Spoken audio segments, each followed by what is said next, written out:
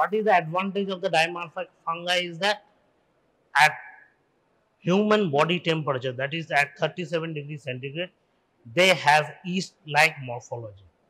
Whereas at room temperature or environmental temperature, that is around about 25 degrees centigrade, they have mold. That means they can change their morphology from mold to yeast when they enter inside the human body. Thus, they can penetrate into the body and cause infection.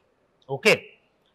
So, when we look at systemic infections, systemic fungal infections or systemic mycosis, we call them when they affect internal organs. What are the internal organs?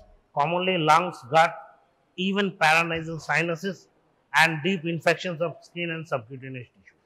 Another important characteristic is they spread via the bloodstream and can cause infections in multiple organs or organ system.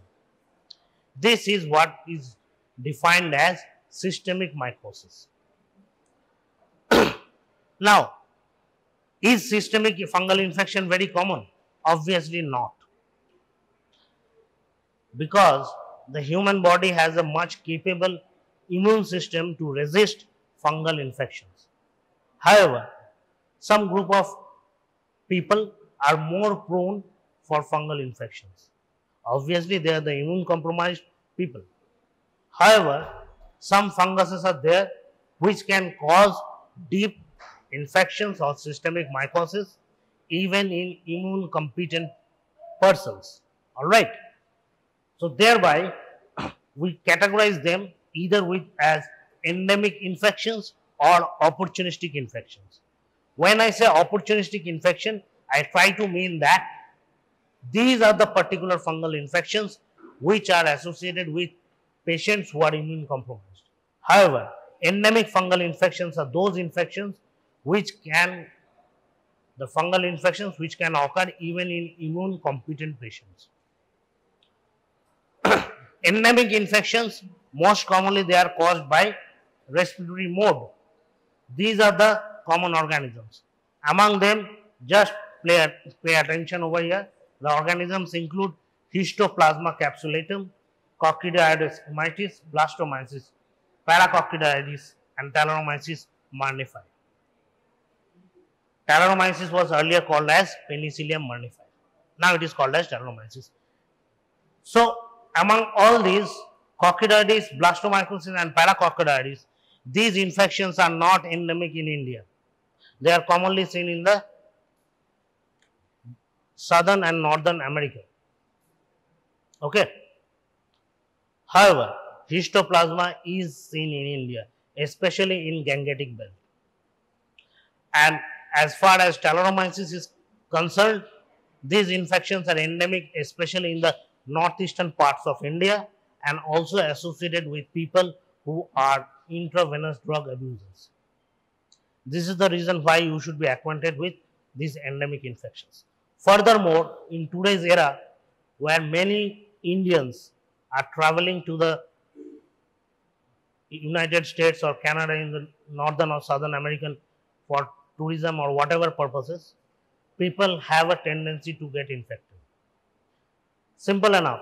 You may have a relative who is working in the United States, their parents may move to see them or visit them for 2 to 3 months.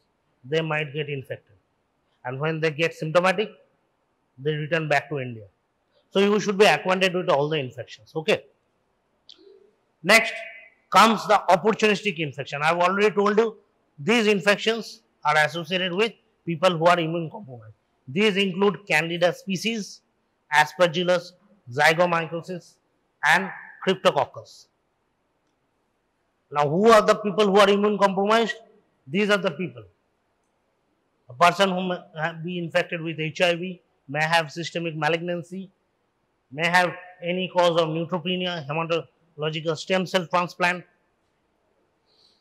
diabetes mellitus, extremes of age, and even pregnancy. Okay. Now, when I say systemic mycosis, that means the infection is spreading into the body. The signs and symptoms of these infections will be based on the organs and or the organ system that are affected. In general, fungal infections generally do not present with an acute onset. They generally present as a subacute or chronic. Systemic signs and symptoms will include fever, cough, loss of appetite. These are the generalized symptoms you cannot differentiate. However, when particular organs or organ systems are affected, you can find signs and symptoms with respect to those organ systems. For example, if lungs are affected, obviously the patient will present with cough, respiratory distress, hemoptysis. Similarly, it may infect bone, soft tissues, even brain, meningitis, even eyes. I'll come to it later. And sometimes or many a times, systemic infections may manifest initially with only skin lesions. So you should always have an open mind to identify whether this particular patient is having a systemic fungal infections or not. Okay. In today's lecture, we'll go through all these organisms depending on this. First, we'll go through the opportunistic infections, because opportunistic infections are caused by those fungus which are present either associated with the human body, with the normal flora, or with the common environment. Okay. Then we'll look at the endemic infections. So let us first start with Candida. Now I think you have already learned something about Candida. Candida is a yeast, right? It is a very common fungus. It is associated with human body.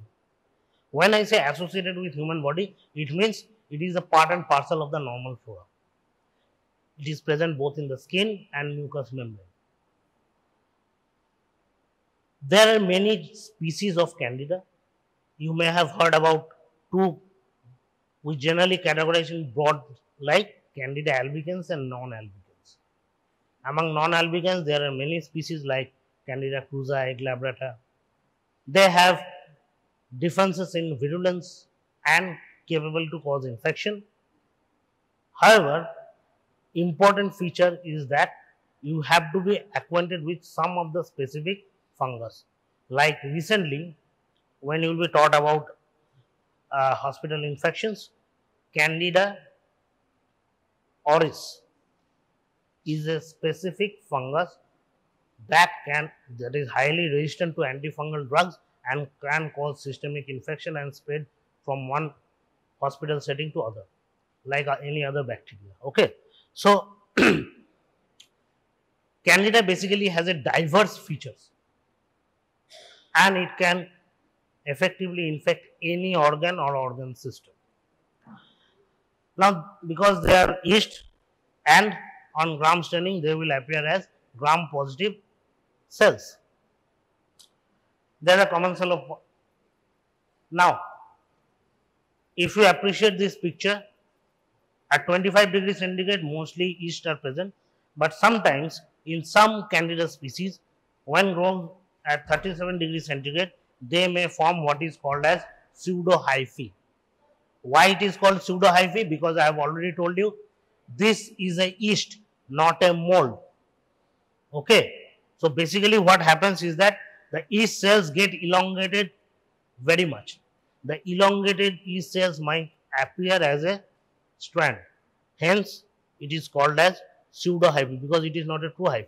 Okay. Another important feature of pseudohyphae is that because I have already said at 37 degrees centigrade, that means at human body temperature. Pseudohyphae is a feature of virulence. Okay. So, when we are trying to diagnose in microscopic examination, if we find pseudohyphae, the probability of it being a pathogen is much more than being a commensal. Now, next important feature that you should remember, that this yeast is present along with the normal flora on the skin, mucous membrane, genital tract, GIT. What happens is, sometimes when a patient is given broad spectrum antibiotics for any bacterial infection, the commensal bacteria or the normal flora in the bacteria, they die. But these antibacterials have no effect on the yeast because it's a fungus. Then what happens? This fungus tends to grow much more as compared to the other bacteria. This is called as fungal overgrowth. Okay. This particular phenomenon is seen especially in patients who are admitted in a long-term care facility or say in a critical care unit receiving multiple antibiotics. So there is an overgrowth of candida. Okay, both in GIT, in genital tract, in oral flora.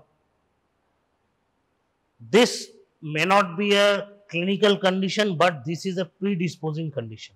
Why? Overgrowth of candida in mucous membrane may enable it to go inside the bloodstream through the mucous membrane, thus causing infection within the blood, which is called as candidemia. That is presence of candida within blood. Understood?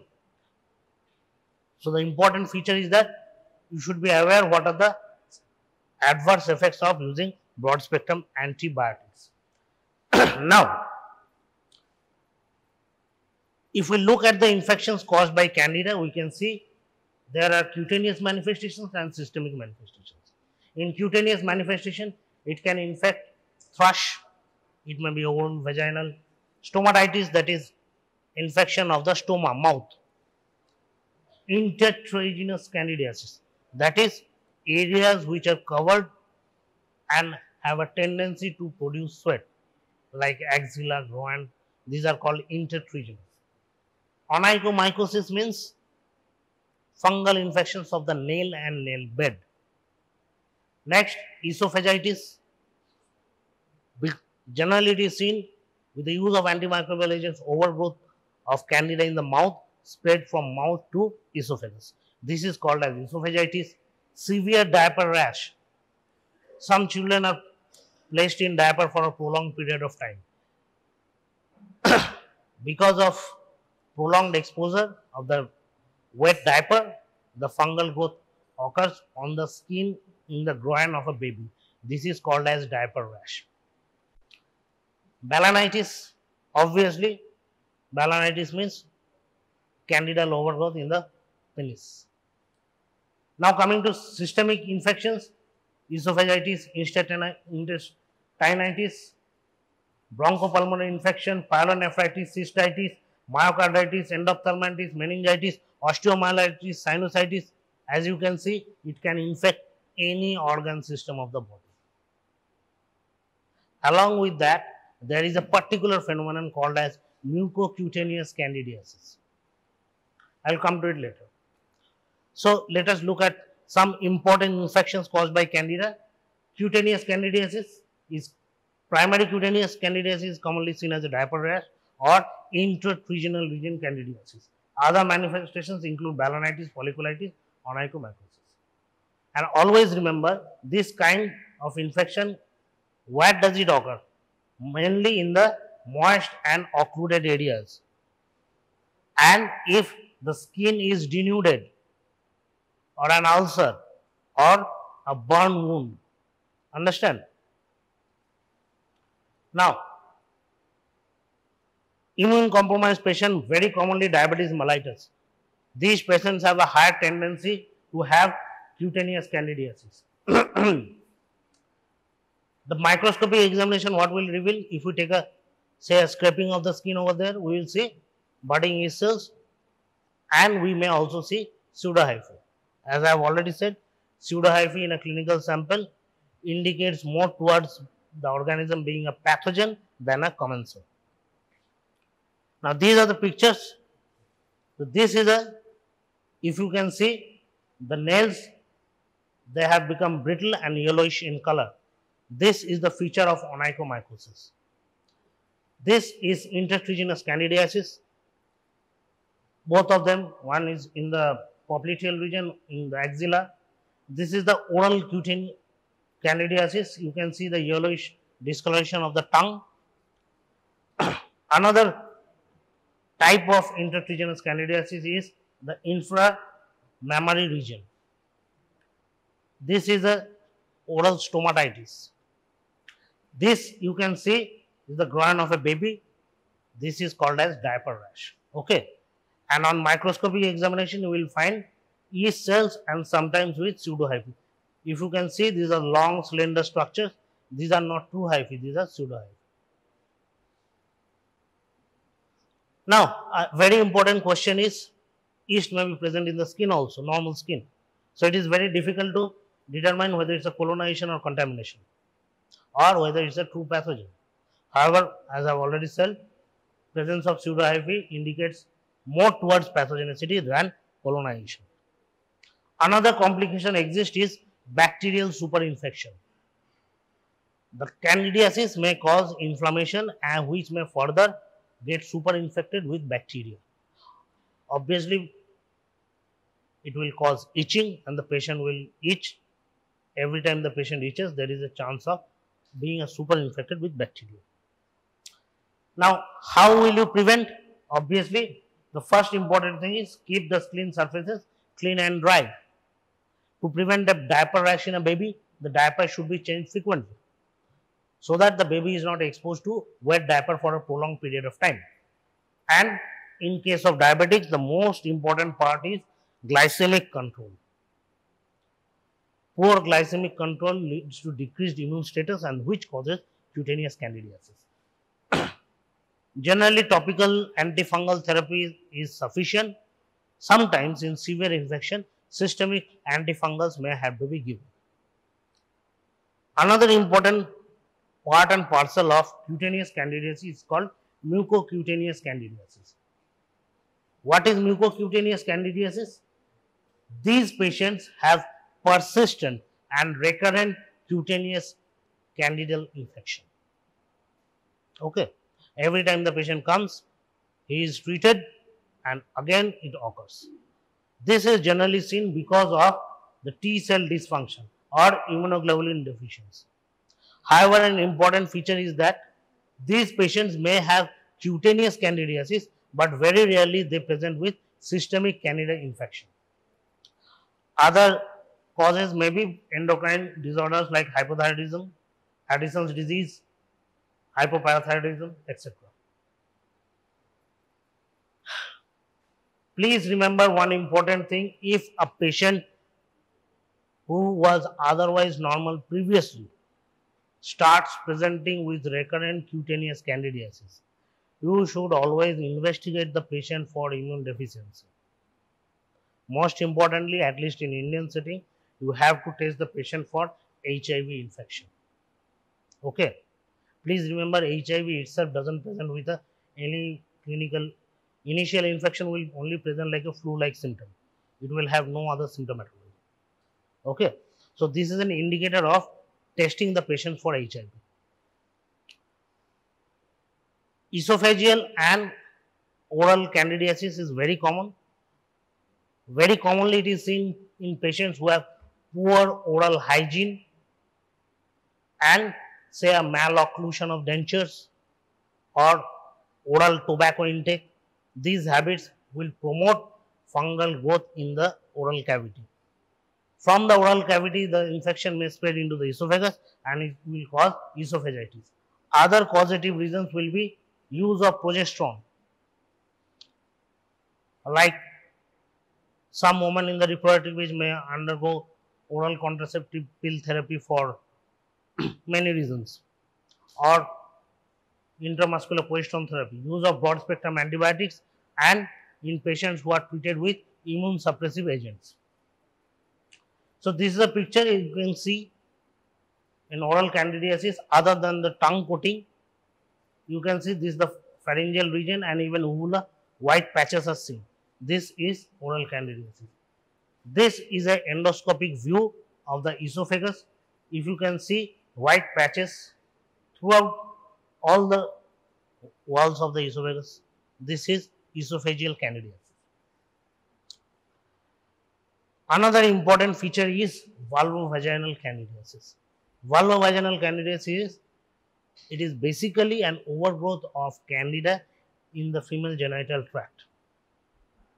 Why it happens? Well, many causes have been attributed, but sometimes a patient may present with vulvovaginal candidiasis even without a specific risk factor. So, what are the risk factors? We can find diabetes, HIV infection, and pregnancy. Please remember, pregnancy is also a state of immune compromise. Sometimes, even without any specific risk factor, a patient may present with vulvovaginal candidiasis. So, what the patient will present? See, the patient will present with itchiness in the genital region, sometimes white discharge. Okay, and if the overgrowth is so much that it involves the cervix, the patient may even present with dyspareunia. Vulvovaginalitis can be differentiated between complicated and uncomplicated depending on what are the manifestations, how recurrently the infections are occurring. Okay. Now, how will we diagnose? The diagnosis is done by taking the secretion that comes out and testing it under the microscope with the use of 10% KOH. KOH means potassium hydroxide. What is the function of potassium hydroxide? Is that it dissolves human cellular elements, but it does not dissolve the fungal layer. So, in any secretion or human sample, if we use KOH, it will dissolve on human cells. What will remain is the fungal elements. So, we can easily appreciate the fungal elements. Another important feature will be superinfection with other concomitant pathogens. Vulvovaginal candida present in alone or along with other sexually transmitted infections. So, if a patient presents with vulvovaginal candidiasis, always do test for other sexually transmitted infection, because very commonly combined infections are present. And another important thing that you should remember, if a female patient is having vulvovaginal candidiasis, always examine her husband also, because of sexual intercourse the husband may also have candidal infection of the penis or balanitis, and both the patient and her partner should be treated. So, this is a picture of a cervicitis because of candida, then vaginitis and balanitis. Now, these are all infections, major infections of the skin and mucous membrane. Now, coming to the important part is the systemic. Systemic is very commonly we will see that bloodstream infections occur. How does bloodstream infections occur? See, patients who are admitted in the, say, in critical care or in a long-term facility, they will have some sort of device placed into their body. It could be an endotracheal tube, it could be a central line, it could be a catheter placed for a long period of time. Candida has a ability to form biofilm on any invasive device surface. That because of the growth of the candida within the devices, the biofilm occurs, and this biofilm is very difficult to get removed. And seeding of the organism from this biofilm into the bloodstream occurs, hence resulting in candidemia. However, obviously, compared to bacterial infections, these are less common. But you should always keep in mind, if a patient is there, especially in ICU with unexplained fever, leukocytosis and hypotension, these are the signs and symptoms of impending sepsis. So, look for an infective focus, and among the infective focus, if the patient has any invasive device, look for a fungal infection, especially candida, because any delay in treatment will result in high mortality. And other than devices, what are the sites you should focus on? Eyes, liver, spleen, kidney, soft tissue and central nervous system like brain or CSF. Another important part I have already told you, and I will reiterate again, is that any patient who is suspected of having a candidal infection, always test him or her for compromise of their immune status. Okay. What are the system, organ system that can be infected? It would include endocarditis or any vasculitis. Central nervous system infections will manifest with meningitis or sometimes in abscesses, cerebral abscesses.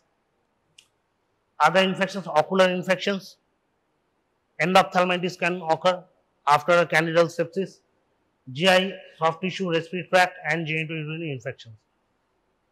Now, before going to Cryptococcus, just one more thing. Please remember, if any patient is having candidemia or has a positive blood culture for candida, and if it is a true infection, always examine the patient for endophthalmitis by ocular examination after the patient is treated. Okay, have you understood what I'm trying to say? If a patient is having sepsis or bloodstream infection due to candida, after the patient is treated, always examine the patient ophthalmologically, that is the ocular examination, for candida endophthalmitis, because sometimes the organism may get isolated in isolated focus. One of the important focus is eyes. Okay, what happens is the patient gets better, he is treated with antifungal drugs, the patient recovers, but end up having candida ophthalmitis after the patient is discharged. So always let the patient undergo an ocular examination. Next comes cryptococcosis. Cryptococcosis is another type of yeast. These yeast are present in the environment, are very commonly associated, you will find in the books, either with bird droppings or eucalyptus trees. Okay. Now, as the name suggests, crypto means hidden and coccus means obviously spherical shape, but it's a yeast. Commonly, this infection is seen with immune compromised patients like HIV or other sort of immune compromise. However, rarely this can also cause infection in immune competent patients. Okay. There are two types of Cryptococcus neoformans. One is variety neoformans, other is Varga type. If you can remember very well, if you can't, it's all right. Remember the organism, it is Cryptococcus neoformans. Now, let us look at how the infection occurs.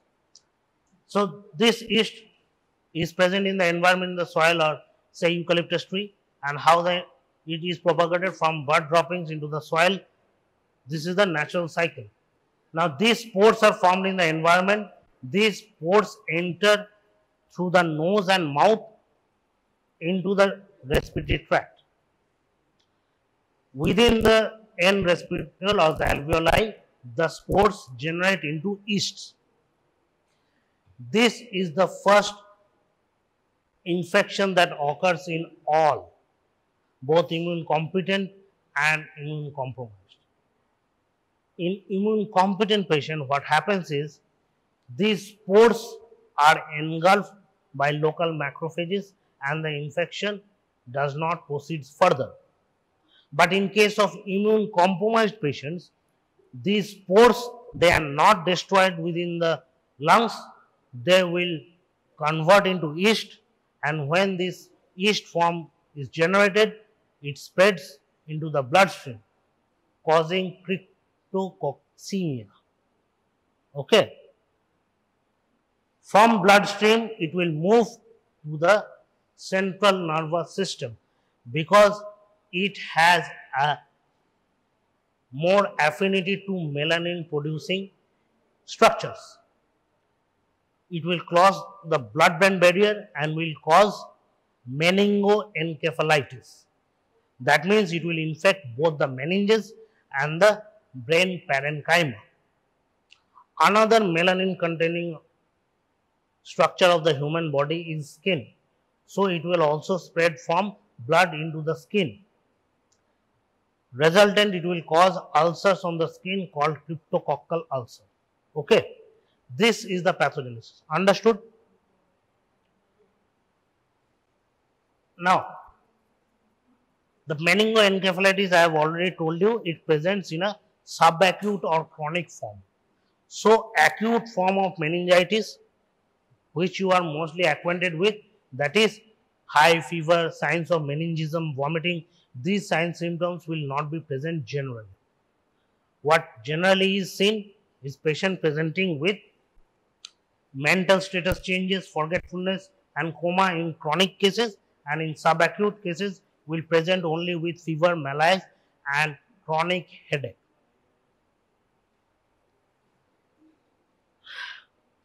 CSF examination will show lymphocytic pleocytosis.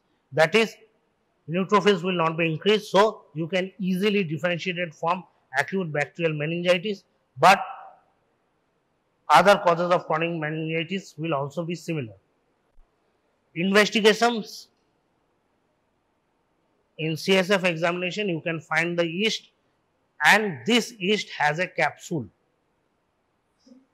When viewed with a negative stain like a nigrosin or India ink, we can appreciate the capsule and the yeast. I will show you the picture later. Another is because the yeast is present within the meninges, the antigen test will also be positive. This is called as a cryptococcal antigen test. Two important features, remember, if the serum cryptococcal antigen in blood, remember in blood, I'm not talking about CSF. If it is more than 1:8, that means the titer is very high, or in other words, there is a high level of cryptococcus in the blood. So look for disseminated cryptococcosis. Cryptococcal pneumonia, I have already said, in immune competent patient the infection does not progresses, but in immune compromised patients, not only in the blood, but the infection may also spread within the lungs itself. This is called as cryptococcal pneumonia, which will present only with diffuse infiltrates, no specific findings. Okay. Just look at these pictures. This is the skin lesions that are caused. These are cryptococcal skin lesions. In the chest X-ray, you can see diffuse interstitial infiltrates. This is generic. There is nothing specific about it. But if you find a patient who is having a high serum cryptococcal antigen titer with a diffuse infiltrate, obviously that means this is a case of cryptococcal pneumonia. Now look at this. Other than meningitis, I have already told you, it can cause abscesses in the brain parenchyma or cryptococcoma. Other ulcers may be seen like an oral ulcer, if you can see in the hard palate. And this is the picture. In tissue, you can see yeast with capsule, and on India ink or nigrosin stain, you can appreciate the yeast with a halo around it. This halo is caused by the capsule. In CSF, if we test with the nigrosin or India ink, we can appreciate this. Now coming to the next opportunistic infection is aspergillosis. Now what is aspergillus? I think you will be able to understand that aspergillus is very commonly seen in the environment. If you put a bread and in the open for about 2 to 3 days, you will find green growth over it. This is aspergillus species. The spores are ubiquitous, present everywhere at every environment. So not all people are infected. That means there must be some sort of compromise of the immune system for this infection to occur. The common species which cause infections are Aspergillus fumigatus, Flavus, Niger, and Tedious. Now this is how the infection occurs. See, if you can see, this is generally Aspergillus in culture plate. If you can see green color growth with powdery growth over it. These powdery growth are the spores which are infective form. Okay. Now these spores, it enters through nose and mouth and goes into the lung parenchyma. Over here, germination from this spore into the fungus will depend on the immune status. If the immune status is all right, it will be taken up by the neutrophils and destroyed. But if the immune status is altered, the neutrophils cannot destroy, it will lead to formation of the fungus. This will lead to invasion of the lung parenchyma. This is called as invasive aspergillosis. Okay. But in a normal person, what will happen? This will be cleared. Now, who are the people who are most susceptible for invasive aspergillosis? Patients with prolonged neutropenia. Any cause of sepsis will lead to decrease in the neutrophil count. Use of steroid will decrease the neutrophil count. Okay. Macrophage dysfunction syndrome, corticosteroid, hematopoietic stem cell transplant, graft versus host disease, even viral infections like cytomegalovirus infections. All these will lead to decrease in neutrophils, other than other causes of immune compromise like HIV. Now, clinically, what features will be present? Obviously, fever will be present. Other than that, because lungs are infected, the patient will present with shortness of breath. Sometimes may progress into full-blown ARDS. Other associated symptoms like the cough, or if the patient is intubated, there might be increased in respiratory drive and respiratory effort. Invasive aspergillosis is diagnosed by three methods. Okay. One is the clinical features, the second would be the radiological features, and third will be the microbiological features, including histopathology. Okay. Clinical features are non-specific, just you have to look for it. Another important indication of invasive aspergillosis is the patient on broad spectrum antimicrobiotics not responding. Okay. Then radiologically, if we do a CT scan of the lungs, we may see these type of pictures like cavitation and consolidation. You can see the consolidation and cavitation. This is called an air crescent sign, and sometimes halo signs are also seen. Now, coming to the other diagnostic modality, the important diagnostic modality in this case will be a microbiological or a histopathological evidence. Histopathological evidence will mean take a tissue from the lungs, get a biopsy done and examine under the microscope. In microscope, we will appreciate hyphal structures. I'll show you the picture later. Other diagnostic modality will be if we take the respiratory secretions and if we find hyphal structures in the sputum or endotracheal aspirate, we can also give a probable indication. Another is a serological diagnosis with a galactomannan assay. Galactomannan is present in the fungal cell wall. If the fungus is infecting, comes in contact with the blood, the antigen will also be found in the blood. Okay. Other forms of aspergillus infection include invasive aspergillus sinusitis. It is basically the same thing, but over here the infection is occurring within the paranasal sinuses, most commonly the maxillary sinus. Other would include fungal keratitis, that is mainly traumatic or accidental inoculation of the fungal spore within the cornea, which will lead to a corneal ulceration, fungal corneal ulceration. And sometimes this disease may spread from lungs or say sinus into the blood and may spread into all organs, even deep organs including kidney, liver, even spleen. This is called as disseminated aspergillosis. Finally, there are two entities. One is aspergilloma. What is aspergilloma? Some patients, suppose, had a previous history of tuberculosis, will already have a cavitary lesion. It's a heel lesion, but it's a cavitary lesion, and it is devoid of blood supply. So what happens is that aspergillus spores enter into this cavity and it forms a full-blown fungus. However, it does not comes in contact with blood, so invasive infection is not occurring. Only a ball of fungus is seen within the cavity. This is called as aspergilloma, commonly seen in the lungs. Another important feature is ABPA, or allergic bronchopulmonary aspergillosis. Over here, it is basically a hypersensitivity to aspergillus spores seen in some patients. Okay. Now, next I have already told you penicillinosis or Tallaromyces marnifi. It was earlier called as Penicillium marnifi.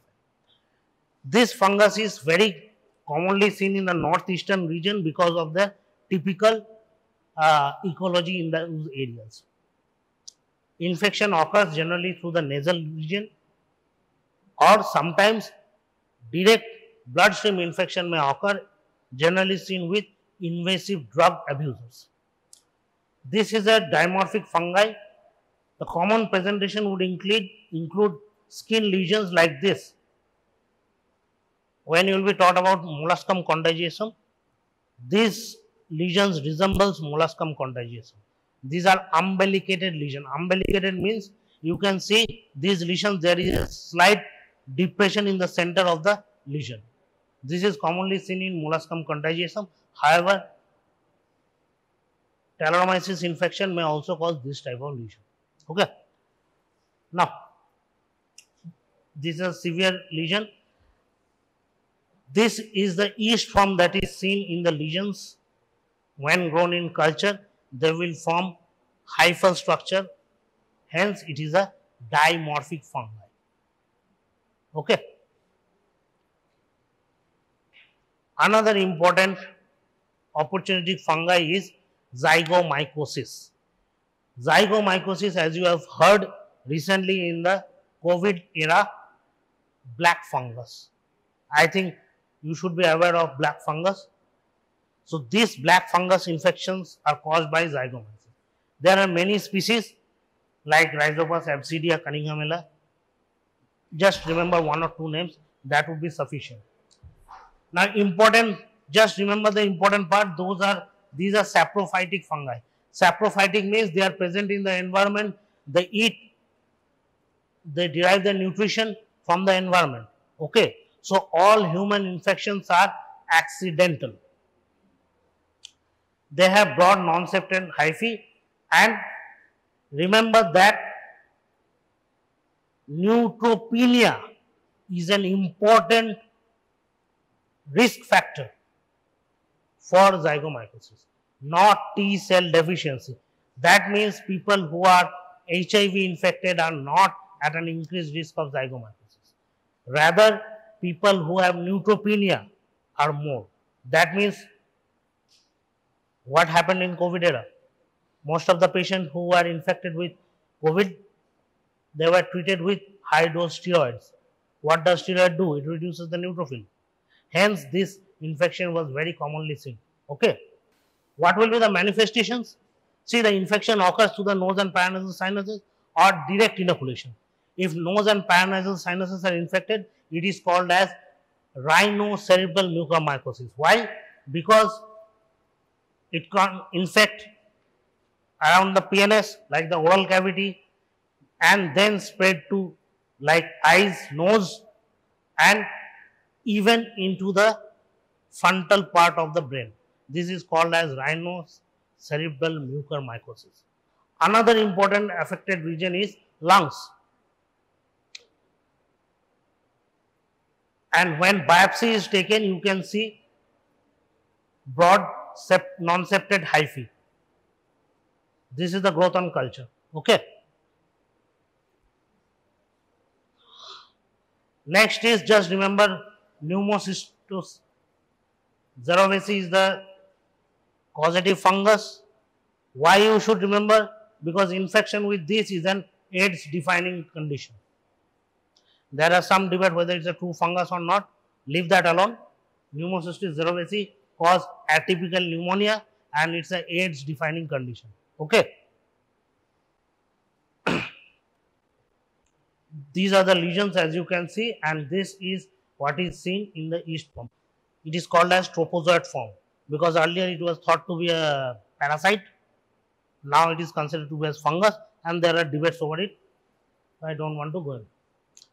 Now finally, coming to other endemic infections, I will just go through all the infections because only one is very important, other are not present in India.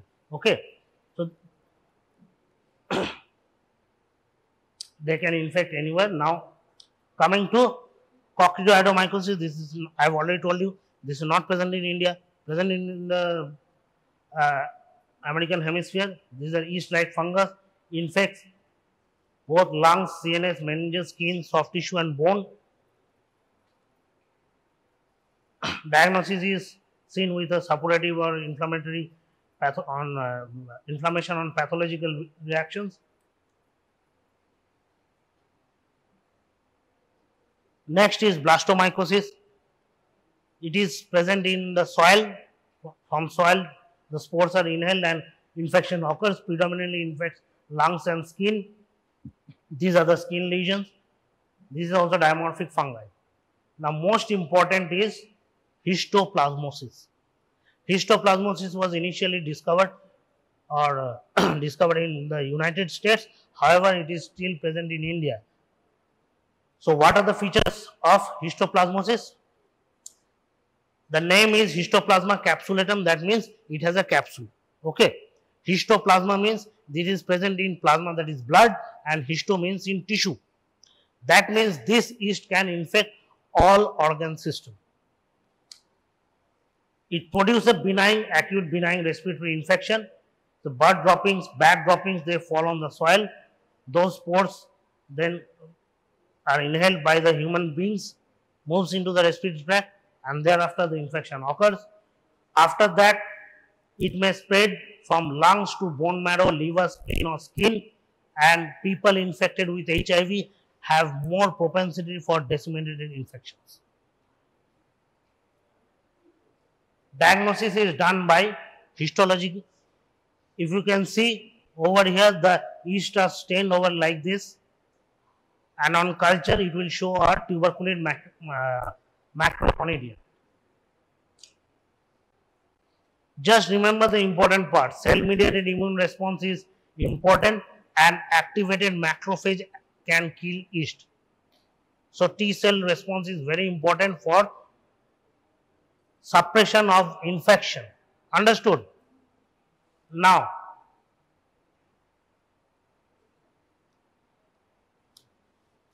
having told all about histoplasmosis, so although it's a yeast, infection occurs from inhalation, then spreads to the whole body, may infect any organ, produce a chronic granulomatous inflammation.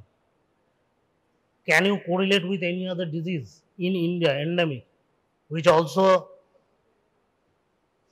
people get infected with the respiratory mode? People who have AIDS have more disseminated form of infection, produce a chronic granulomatous lesion. It is tuberculosis. Okay. So, the clinical presentation of histoplasmosis will be almost similar to that of tuberculosis. Initially presents with the respiratory infection, then as the immune status decreases, presents with infection in all organ system. Okay. So, in the differential diagnosis of tuberculosis, please keep histoplasmosis in your differential diagnosis. Earlier in India, this fungus was not diagnosed routinely, but because of the enhanced diagnostic capacity, more and more cases are diagnosed, and these cases are more predominant in the Gangetic belt. Gangetic belt means from Uttarakhand to Bengal. Okay. Now, just briefly, I will show you some pictures of the diagnosis. I will not go into the full details. So, laboratory examination, the sample will depend on the clinical sites that are infected, and in case of disseminated infections, blood will be the sample. What are the examinations that you can do? KOH, I have already told you, indine for Cryptococcus and capsulated yeast, and chalcofluoride. Chalcofluoride is a fluorescent stain which enables identification of the fungus with a fluorescent microscope. Other stains will include Gram stain, GMS, Mucicarmine, Mason Fontana. We will read it later. So, on KOH, you can see these type of pictures are seen, like this is the yeast with pseudohyphae, and these are the molds with hyphae. Now, just look at these pictures.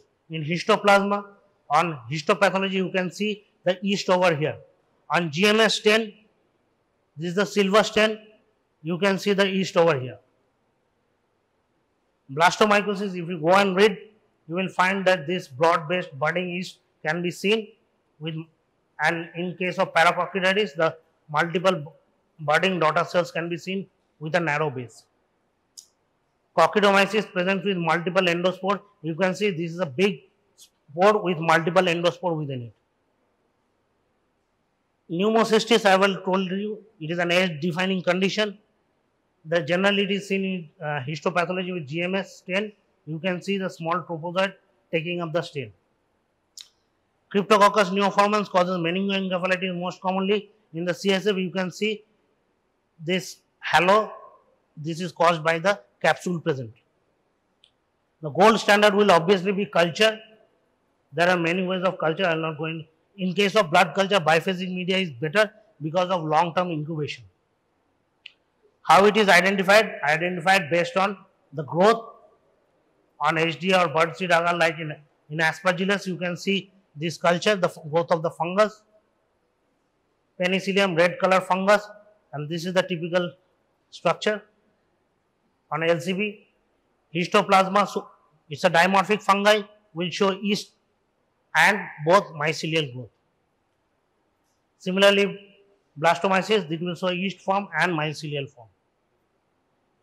In case of dimorphic fungi, dimorphism must be illustrated, that is, the yeast seen in the human body sample have to be incubated at 25 degrees centigrade in laboratory, where it will change to mycelial form. This is called as dimorphism. Finally, skin testing can also be done. Specific antigens like histoplasmin, blastomycin, paracoccidium antigen. Antibody diagnosis can also be done with exoantigen and immunodiffusion. ELISA is commonly done. And I have already told you, in case of invasive aspergillosis, galactomannan, and in case of candida, beta-glucan assay can also be done for additional diagnosis. For cryptococcus, latex agglutination test on CSF can be done. And finally, PCR or nucleic acid amplification test can also be done. Okay. Thank you. That was a brief overview of the systemic mycosis. Practice বা দেখবি বিভিন্ন booklet হিসেবে আছে। একটা তো আছে আমাদের pharmaceutical sales representative বা অথবা সহজে কি বলে মেডিকেল রিপ্রেজেন্টেটিভ। মেডিকেল রিপ্রেজেন্টেটিভ যারা আছে তারা they are also part of this curriculum, মানে ড্রাগ প্রমোটিং। তাদেরও কাজটা হলো ড্রাগটা প্রমোট করা, বা কিছু কিছু সময় sometimes they give the physician reminder about the drug বা অ্যাবাউট সার্টেন ড্রাগস। ঠিক আছে, স্পেসিফিক। এবার why it is important, why drug promotional literature-টা ইম্পর্টেন্ট, ঠিক আছে, সেটা ফার্মাসিউটিক্যালস যারা ম্যানুফ্যাকচার করছে তারা তাদের কোম্পানির গ্রোথের জন্য অবশ্যই প্রমোশন করবে, বাট প্রমোশনটা কতটা এক্সটেন্ড পর্যন্ত হওয়া উচিত, হাউ ফার ইট শুড গো, সেখানে একটা ক্যাপিং করা আছে। ঠিক আছে, how far the promotion should গো। তো সেই ক্যাপিংটা মোটামুটি কবে থেকে করা হয়েছিল, যখন 1968-এ প্রথম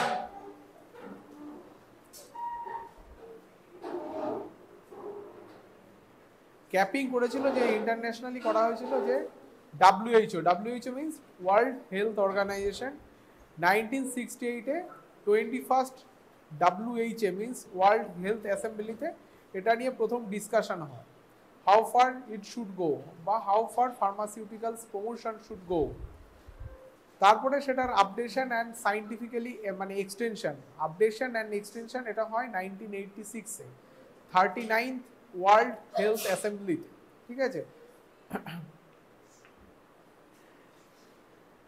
39th ওয়ার্ল্ড হেলথ অ্যাসেম্বলিতে সেটার updation and extension of the scientific criteria of the drug promotion লিটারেচারে হয়। ঠিক আছে, বাট এটার অবজেক্টিভ বা এদের পারপাস কী ছিল,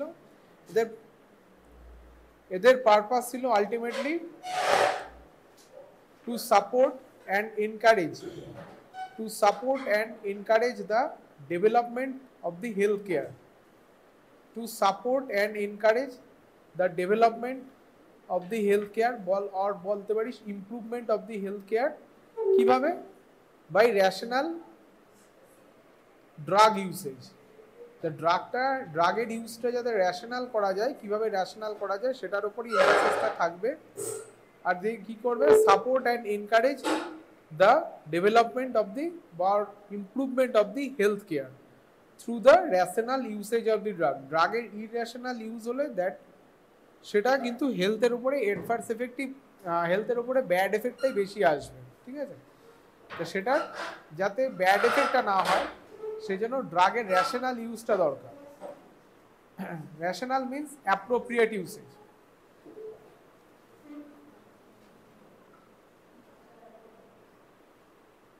এরপরে এই যে এথিক্যাল ক্রাইটেরিয়া 1986-এ যেটা এস্টাবলিশ করা হলো ডাব্লিউএইচওর পক্ষ থেকে, সেই এথিক্যাল ক্রাইটেরিয়া মানে what is the purpose of doing this, what is the purpose of, মানে এটা কি করলো, এটা তৈরি করলো একটা ফাউন্ডেশন তৈরি করলো। কিসের একটা ফাউন্ডেশন? ইট শুড লে এ ফাউন্ডেশন, এটা একটা ফাউন্ডেশন তৈরি করলো how the behaviour regarding the drug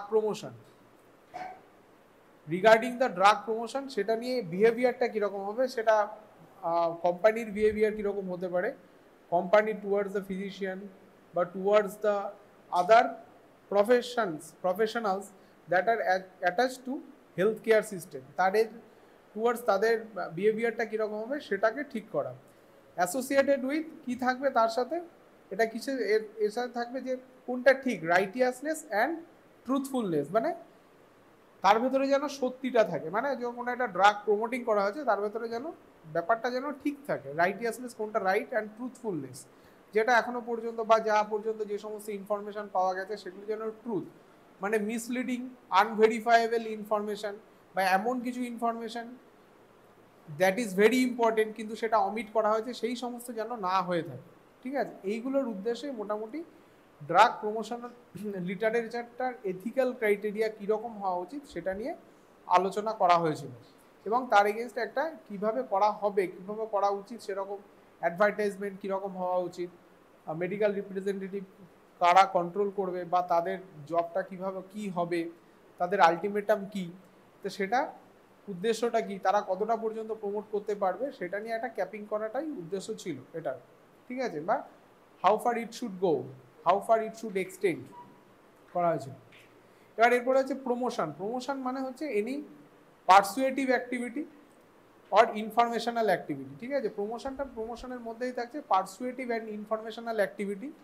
কাদের মানে ডাইরেক্টেড কারা, যে পারসুয়েটিভ অ্যান্ড প্রমোশনাল অ্যাক্টিভিটির ফার এন্ডে কে থাকছে, এক এন্ডে থাকছে হচ্ছে ফার্মাসিউটিক্যাল ম্যানুফ্যাকচারার,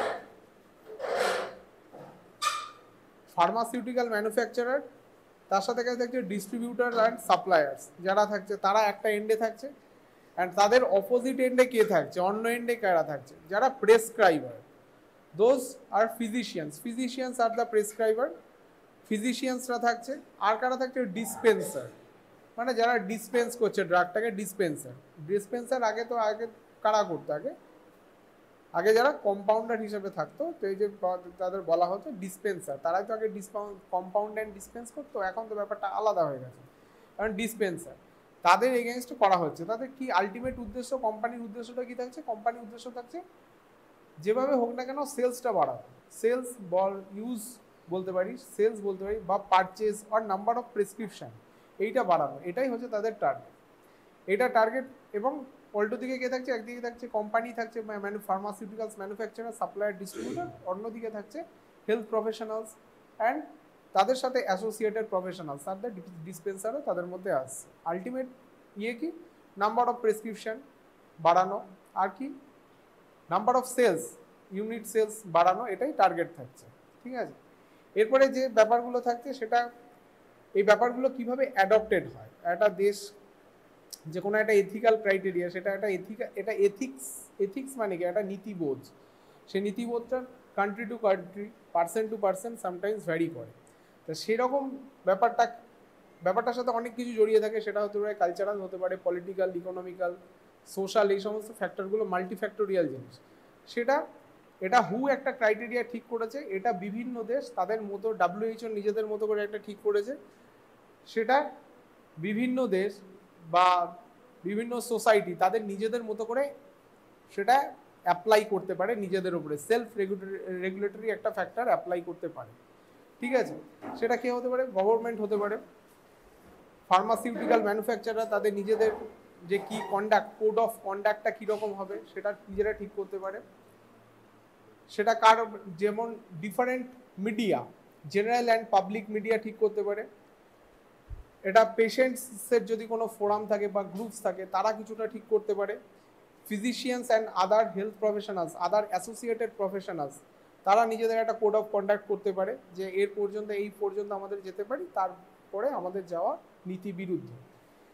তাহলে এটা সেইভাবে তারা নিজেদের মতো করে ইনটেক করতে পারে, নিজেদের মতো করে সেটা ইউটিলাইজ করতে পারে, প্রপার ইউটিলাইজেশনের জন্য। হু একটা স্ট্রাকচার দিয়েছে, সেই স্ট্রাকচারটা এখানে মোটামুটি ডেসক্রাইব করবো যে কীরকম কীভাবে হতে পারে।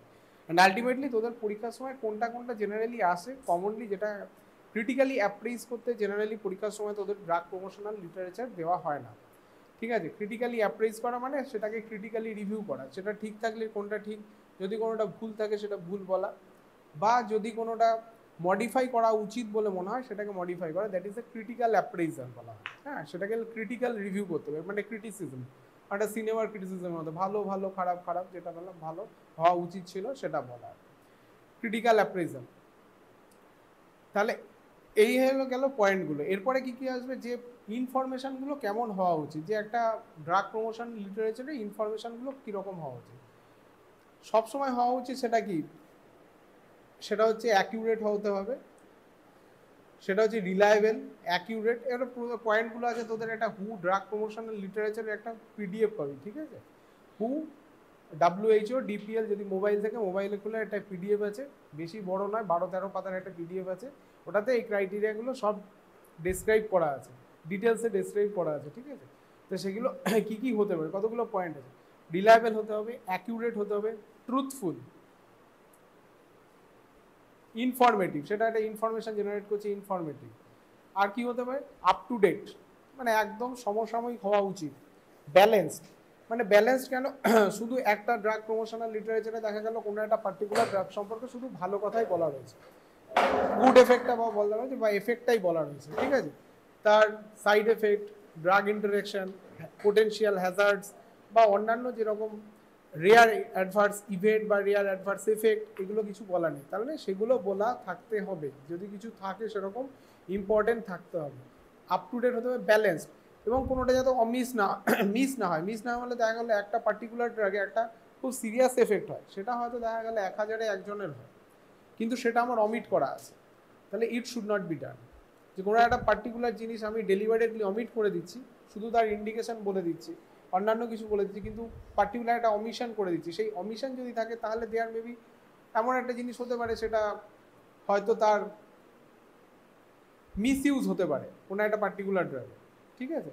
পার্টিকুলার ধরো তার PPI means proton pump inhibitor. Proton pump inhibitor অনেক সময় পেশেন্ট নিজের মতো করে ওভার দ্য কাউন্টার ড্রাগ কিনে নিচ্ছে, ড্রাগ কিনে নিয়ে প্রলং খেতে থাকছে, প্রলং 5 বছর 6 বছর, প্রচুর পেশেন্ট এরকম থাকে যারা 5 বছর 6 বছর মোর দ্যান দ্যাট খেয়ে যাচ্ছে, ফুল ডোজে হয়তো খেয়েছে। এবং অ্যালং উইথ দ্যাট কিছু কিছু ক্ষেত্রে দেখা যায় যে PPI along with domperidone, that is A D2 blocker, D2 block. তাহলে প্রলং এফেক্টে কি হতে পারে, প্রলং এফেক্টে একটা হচ্ছে অ্যাট্রফিক গ্যাস্ট্রাইটিস, এদিকে তো হতে পারে, যেটা হচ্ছে প্রলং পিপিআই এর ক্ষেত্রে হতে পারে।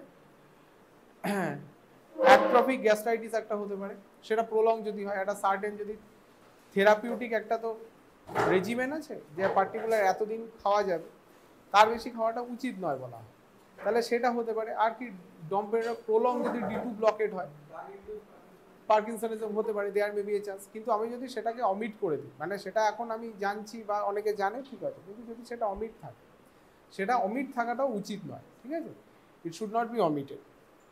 তাহলে সেটাও খেয়াল রাখতে হবে, it should be up to date, balanced and আরেকটা কেপেবল অফ সাবস্টেন্সিয়েশন, মানে সে যেটা বলছে সেটা যেন কিছুটা এফেক্ট যেটা যেন থাকে, একদম যেন ঢপের চপ না হয়। ঠিক আছে, একদম বললো এরকম এতটা হবে, কিছুই হচ্ছে না, বা কোনো একটা এফেক্ট যেটা বলছে একটা সিগনিফিক্যান্ট থেরাপিউটিক এফেক্ট হওয়া উচিত, সেই থেরাপিউটিক এফেক্ট কোনোভাবেই রিচ হচ্ছে না একটা সার্টেন ইউজের পরেও, তাহলে সেটা যেন না হয়, ঠিক আছে। আরেকটা কি, আরেকটা বলা হয় ইন গুড টেস্ট।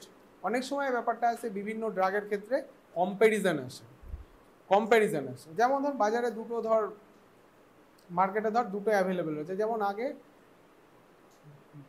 মানে one of the most common over the মানে কি বলে টেলিভিশনে একটা কমন কম্পারিজন কি থাকতো, কমপ্ল্যান বা হরলিক্স ভার্সেস আদার্স, ঠিক আছে। কমপ্লায়েন্সের সাথে সেখানে নিয়ে অনেক রকম লিগ্যাল কিছু কেসও হয়েছিল। তো কমপ্লায়েন্স এবার যেন যে একটা জিনিস হচ্ছে সেটা যেন গুড টেস্ট, মানে সেটাকে যেন একটা সার্টেন যে আমি একজনকে উঁচু করতে গিয়ে আরেকজনকে একদম নামিয়ে দিচ্ছি, ডাউন করে দিচ্ছি, সেটা যেন না হয়। আমি আমার বক্তব্য বলতেই পারি, সেটা যেন অন্যকে হ্যাটা না করে, ঠিক আছে, ভদ্রভাবেও বলা যেতে পারে, ঠিক আছে। সেটা হচ্ছে কম্প্যারিজনটা যেরকম হবে সেটা যেন ফ্যাকচুয়াল হয়, ফেয়ার হয় অ্যান্ড ব্যালেন্স। সেখানেও একটা জিনিস আছে, factual, fair and balanced, up to date, এগুলো সব আসবে। তাহলে এই ইনফরমেশনের ক্ষেত্রে এই ব্যাপারগুলো আমাদের মাথায় রাখতে হবে, রিলায়েবল, অ্যাকুরেট, ট্রুথফুল, ইনফরমেটিভ, আর কি up to date, balanced, capable of substantiation and should be in good taste. আর হচ্ছে অমিশন ঠিকঠাকভাবে করা যাবে না, এমন কিছু ইনফরমেশান দেওয়া যাবে না যে যে সেই ইনফরমেশানটার জন্য পেশেন্ট সেটাকে মিস ইউজ করতে পারে, ঠিক আছে, এমন কোনো ইনফরমেশান দেওয়া যাবে না, ঠিক আছে, যে যার জন্য patient may misuse the drug. ড্রাগটা যেরকমভাবে ইউজ হওয়া উচিত সেরকম ইউজ হচ্ছে না, না করে পেশেন্ট সেটাকে মিস ইউজ করছে, অ্যাবিউজ করছে, ঠিক আছে, সেই ব্যাপারগুলো কিন্তু দেখতে হবে। আর কি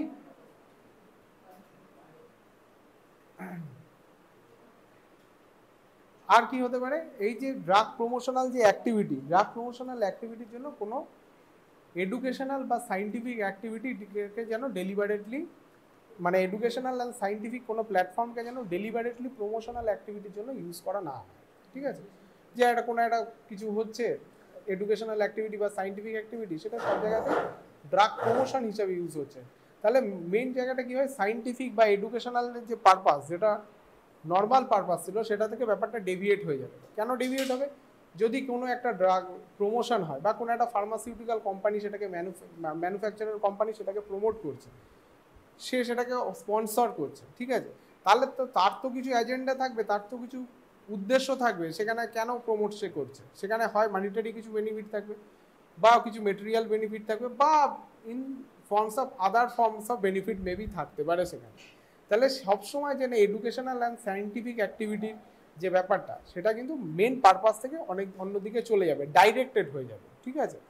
বড় বেশি ডাইরেক্টেড মানে ফার্মাসিউটিক্যাল ম্যানুফ্যাকচার বা ডিস্ট্রিবিউটার এদের দ্বারা পরিচালিত হয়ে যাবে, দিয়ে অন্যদিকে ডেভিয়েট করে যেতে পারে।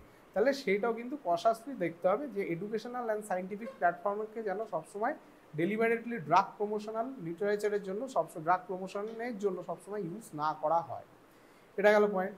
আর কি হতে পারে, এবার হচ্ছে লিটারেচার মানে একটা বুকলেট বা প্যাম্পলেট মতো অনেক সময় দেওয়া হয়, ঠিক আছে, সেখানে ওয়ার্ডিংস কীরকম থাকবে, সেই ওয়ার্ডিংসটা কীরকম থাকবে, ওয়ার্ডিংস শুড বি যেটা অ্যাকর্ডিং টু, প্রথমত থাকবে কীরকম থাকবে, সেটা হচ্ছে ন্যাশনাল হেলথ রেগুলেটরি অথরিটি যারা আছে তারা যেটাকে অ্যাপ্রুভ করবে, তাদের দ্বারা যে সমস্ত কথা অ্যাপ্রুভ করা আছে কোনো একটা পার্টিকুলার ড্রাগস নিয়ে, সেই কথাগুলোই বলা যাবে, তার বাইরে কিছু বলা যাবে না, ঠিক আছে। ন্যাশনাল ড্রাগ আমাদের এখানে হতে পারে সেটা central drug standard, CDSCO, central drug standard control organisation. কোথায় লেখা আছে কথাটা, তো যে এডিআর ফর্ম ফিল আপ করিস তার উপরে দেখবি লেখা থাকে। আর কি থাকে, DCGI, drug controller general of India, তাদের আর একটা ফার্মাকোভিজিলেন্স প্রোগ্রাম অফ ইন্ডিয়া, সেটা তো আরেকটু অন্যদিকে চলে গেল। তাহলে সেই রকম যেন ন্যাশনাল ড্রাগ রেগুলেটরি এজেন্সি বা অথরিটি যেটা থাকবে, তারা যেটা বলছে, তারা যেটা অ্যাপ্রুভ করেছে তার বাইরে কিছু বলাটা ঠিক হবে না। আর যেটা বলছে সেটাকে যেন সাইন্টিফিক্যালি সাপোর্ট করা আছে, মানে কোনো একটা সাইন্টিফিক লিটারেচার দিয়ে সেটাকে সাপোর্ট করা আছে, ঠিক আছে, সেই সাপোর্টিংটা দেখতে হবে, মানে রেফারেন্সিংটা যেন ঠিকঠাক থাকে, ঠিক আছে, বা any other source of information that is consistent with that particular information, ঠিক আছে। তাহলে সাইন্টিফিক ডেটা শিট একটা থাকতে হবে, সাইন্টিফিক ডেটা শিটটা যেন ঠিকঠাক থাকে, সেই সাইন্টিফিক ডেটা শিটের অনুযায়ী যেতে পারে। আর একটা কি হতে পারে, ন্যাশনাল ড্রাগ রেগুলেটরি অথরিটি বা ন্যাশনাল হেলথ এজেন্সি বা এরা যেটা ঠিক করে দেবে যে এই কথাগুলো তোমরা লিখতে পারবে, দ্যাট ইজ অ্যাপ্রুভ, যারা অ্যাপ্রুভ করবে সেই অ্যাপ্রুভালের বাইরে কিছু লেখাটা ঠিক হবে না। আর কি বললাম, আর একটা বলছে যে other source of any other source of information that is consistent with that particular topic আর পার্টিকুলার ওয়ার্ডিং সেগুলো ঠিকঠাক রাখতে হবে, ঠিক আছে। এবার বিভিন্ন দেশে বিভিন্ন রকম, আমাদের ড্রাগ প্রমোশনাল লিটারেচারে বিভিন্ন রকম, বিভিন্ন দেশে ক্রাইটেরিয়া বিভিন্ন রকম। কোনো কোনো দেশে বলা আছে সমস্ত রকম ইনফরমেশন যা যা আছে ও সম্পর্কে ইনফরমেশন সব কিছু ড্রাগ প্রমোশনাল লিটারেচার হিসাবে যেটা ইউজ হবে সেটাই দিতে হবে, হ্যাঁ। সেটা সমস্ত কিছু, সেটা কবে থেকে দিতে হবে, পার্টিকুলার টাইম পিরিয়ড থাকতে পারে। সেটা এরকমও হতে পারে যে ড্রাগ যবে থেকে মার্কেটে এসেছে তবে থেকে যতদিন মার্কেটে থাকবে ততদিন পর্যন্ত এই প্রমোশনাল অ্যাক্টিভিটির মধ্যে যা যা থাকবে তার ভেতরে সমস্ত ইনফরমেশন থাকতে হবে, ঠিক আছে। এই গেল। এবার কথা হচ্ছে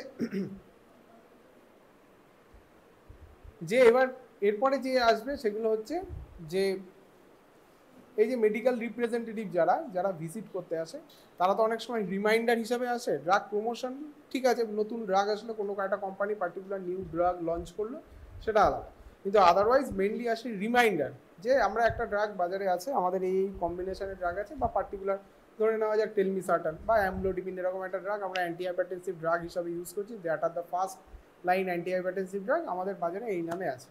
তাহলে সেখানে কী কী জিনিস থাকা উচিত সেগুলো পার্টিকুলার কিছু ব্যাপার আছে, সেগুলো হচ্ছে সেগুলো পার্টিকুলারলি বলে দিচ্ছি। এখন এই মুহূর্তে যেটা রিমাইন্ডারের মধ্যে থাকা উচিত সেটা হচ্ছে ইন্টারন্যাশনাল নন প্রোপ্রিয়েটারি নেম INN শর্টে বলা হয়, অথবা যেটাকে বলা হয় অ্যাপ্রুভড জেনেরিক নেম। ইন্টারন্যাশনাল নন প্রোপ্রিয়েটারি নেম অথবা অ্যাপ্রুভড জেনেরিক নেম। আর কি থাকতে হবে, ব্র্যান্ড নেম থাকতে হবে।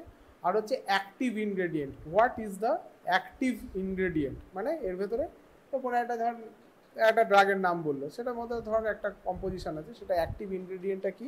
আর এটা হচ্ছে ডিস্ট্রিবিউটার অথবা ম্যানুফ্যাকচার যারা আছে তাদের ঠিকানা, what is the address of the distributor or manufacture. এইগুলো যেন সবসময় রিমাইন্ডার যখন দেবে তখন তাদের থাকে, ঠিক আছে। এরপর যেগুলো আসবে সেগুলো হচ্ছে অ্যাডভার্টাইজিং ইন দ্য জেনারেল পাবলিককে করছে in form of non prescription drugs. Drugs তো দু রকমের হয়, একটা হচ্ছে প্রেসক্রিপশন ড্রাগস যেগুলো প্রেসক্রিপশন ছাড়া ফার্মেসি থেকে ডিসপেন্স করবে না, আর একটা নন প্রেসক্রিপশন বা ওভার দ্য কাউন্টার ড্রাগ যেটা কমন কন্ডিশনের জন্য কিছু কিছু ক্ষেত্রে ইউজ করা হয়। ইন্ডিয়াতে বেশিরভাগ সমস্ত ড্রাগই দেখা যায় হচ্ছে ওভার দ্য কাউন্টার ড্রাগ, সমস্ত ড্রাগই ওভার দ্য কাউন্টার, একটু চাপাচাপি করলেই পাওয়া যায়, ঠিক আছে। ঘুমের ওষুধ তাও পাওয়া যায়, অন্যান্য এদিক ওদিক ওষুধ কয়েকটা ক্ষেত্রে এখন একটুখানি বিধিনিষেধ আরোপ হওয়ার পরে, একটু স্ট্রিনজেন্ট ক্রাইটেরিয়া হওয়ার পরে একটুখানি সেগুলো কমেছে, স্ট্রিনজেন্ট ক্রাইটেরিয়া হচ্ছে, না হলে ওভার দ্য কাউন্টার বেশিরভাগটা। কিন্তু তা সত্ত্বেও আমাদের কিছু শিডিউল H ড্রাগ আছে, শিডিউল H1 আছে, এইগুলো যে শিডিউলগুলো আছে সেই শিডিউলগুলোতে বলা আছে যে এই ড্রাগগুলো প্রেসক্রিপশন ছাড়া দেওয়া যাবে না। বিভিন্ন রকম antibiotic should not be dispensed without a prescription, any antibiotic, তাহলে সেইগুলো খেয়াল রাখতে হবে। তাহলে এই প্রেসক্রিপশন, এর নন প্রেসক্রিপশন ড্রাগ প্রচুর আছে। এই নন প্রেসক্রিপশন ড্রাগগুলো কাদের জন্য, তাহলে তাদের অ্যাডভার্টাইজিংয়ের মূল টার্গেট কারা, হু আর দ্য টার্গেট পপুলেশন, যে তাদের জন্য অ্যাডভার্টাইজ করছে জেনারেল পাবলিক। তাহলে জেনারেল পাবলিককে পার্টিকুলার একটা কজের জন্য তারা একটা ইন্ডিকেশনের জন্য তারা অ্যাডভার্টাইজ করছে, ঠিক আছে। তাহলে সেটা ডাইরেক্ট অ্যাডভার্টাইজমেন্টের ক্ষেত্রে সুবিধা কি বা বলতে পারি বেনিফিট কি, মানে ইরেসপেক্টিভ অফ কোম্পানি বা যে patient or general public can take sometimes rational decision, মানে ডিসিসিভ পাওয়ারটা থাকে আমি কোন জিনিসটা নেব, ঠিক আছে, যে আমি এটা নেব যেটা আমার জন্য ভালো হবে।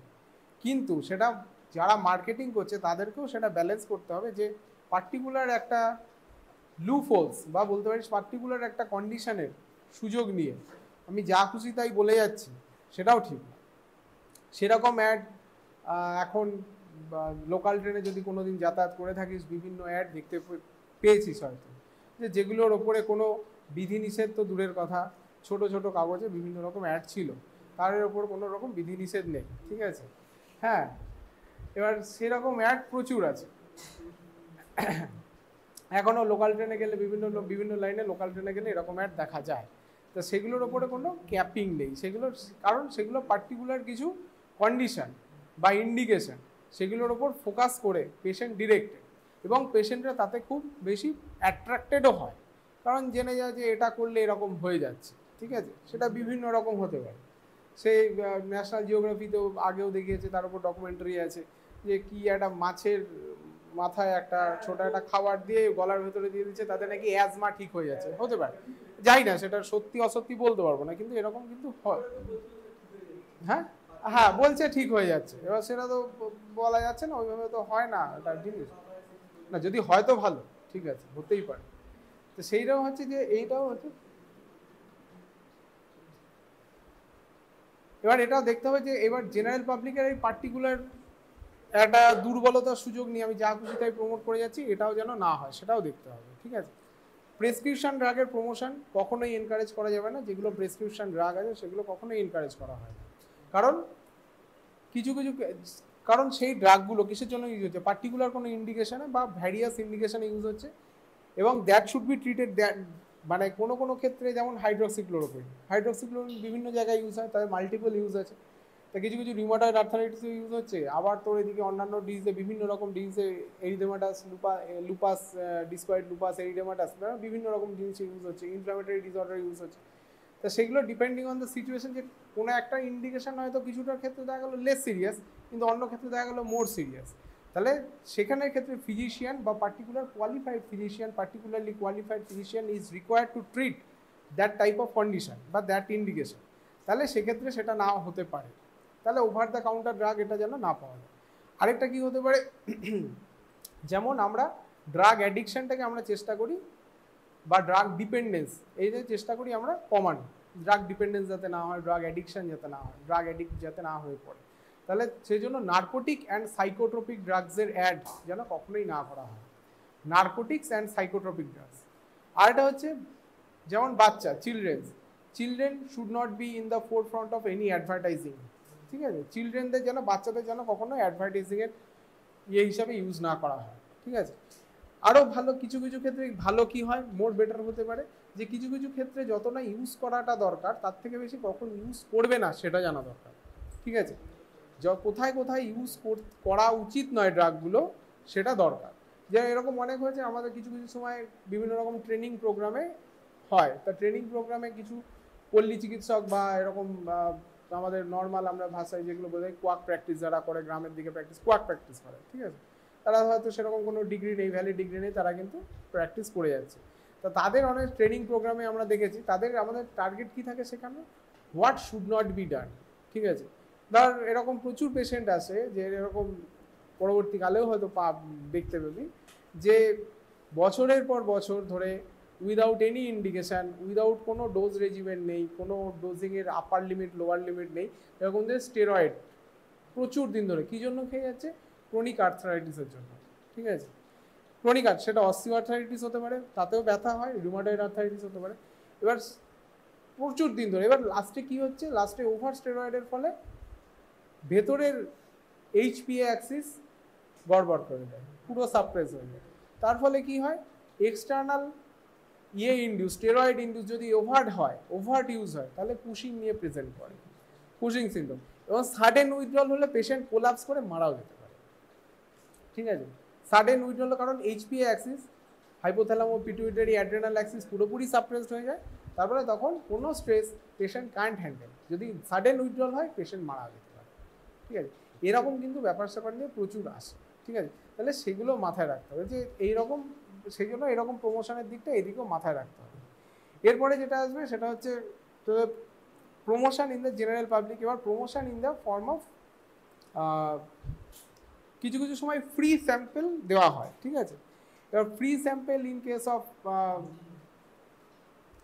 যদি জেনারেল পপুলেশনকে যদি কিছু জায়গায় ফ্রি স্যাম্পেল দেওয়া হয়, কিছু কিছু সময় হয় যে কোনো একটা হেলথ এজেন্সি, কোনো একটা পার্টিকুলার হেলথ এজেন্সি, যে ধর একটা অমুক হসপিটাল বা সামথিং একটা অর্গানাইজেশন, তারা পার্টিকুলার কিছু ডিজিজের জন্য তারা ফ্রি ওষুধ দিচ্ছে।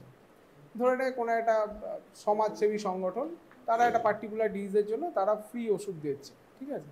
হতে পারে সেটা ম্যালেরিয়া, হতে পারে সেটা অন্য কিছু, ডায়াগনোসিস হলে দিয়ে দিচ্ছে, ফ্রিলি দিয়ে দিচ্ছে, সেটা আলাদা। কিন্তু জেনারেল পাবলিকের মাঝে কোনো একটা ফার্মাসিউটিক্যাল ম্যানুফ্যাকচারিং কোম্পানি এসে তাদের ড্রাগ প্রমোশনের জন্য তাদের লুক্রেটিভ কিছু অফার দিয়ে বা প্রচার করতে করতে কিছু ওষুধ দিয়ে দিচ্ছে, সেটা নিয়ে আমাদের এখানে কোনো রুলস নেই।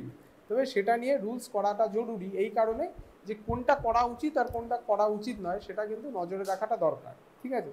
কারণ সেটা দিয়ে তারা হয়তো ফ্রিলি মার্কেটিং করছে, কিন্তু সেখানে তাদের হয়তো কোনো পয়সাও লাগছে না, যে ইকোনমিক্যালি কোনো বার্ডেন পেশেন্টের উপর বা টার্গেট পপুলেশনের উপরে আসছে না, কিন্তু সেটা হতে পারে দ্যাট মেবি লং টার্মে ক্ষতি হতে পারে, সেটা তো হচ্ছে নর্মাল এমনি ফ্রি স্যাম্পলস কোম্পানি দিচ্ছে, সেখানে সবসময় কিছু বলার নেই। তাহলে সেটাও নজরে রাখাটা, যারা ন্যাশনাল হেলথ রেগুলেটরি বডি আছে বা অন্যান্য বডি রয়েছে যারা, সেই সমস্ত বডি যেন এগুলো খেয়াল রাখে। তাহলে এইগুলো এটাও বেশি জরুরি, ঠিক আছে। এরপরে যেটা আসবে সেটা হচ্ছে যে একটা এরকম নন প্রেসক্রিপশন ড্রাগে তাদের যদি ড্রাগ প্রমোশন লিটারেচার হয় বা তাদের প্রমোশনের ক্ষেত্রে কি কি ইনফরমেশন থাকা উচিত, তাহলে কি কি এক নম্বর হচ্ছে international non proprietary name INN, তার সাথে কি অথবা generic name, approved generic name থাকতে পারে। তার সাথে কি থাকবে, ব্র্যান্ড নেম থাকবে। তার সাথে কি থাকবে, major indication.